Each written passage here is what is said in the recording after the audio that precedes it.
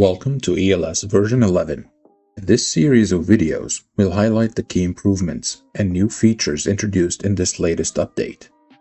Version 11 marks a major milestone in the ELS user experience, including the debut of a redesigned ribbon-based interface. This new layout streamlines modeling workflows and simplifies the analysis and visualization of simulation results.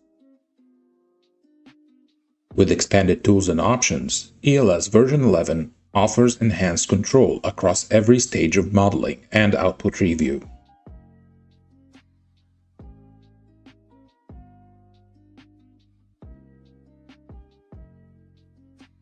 Please stay tuned for more demonstrations covering all these features in more detail in future videos.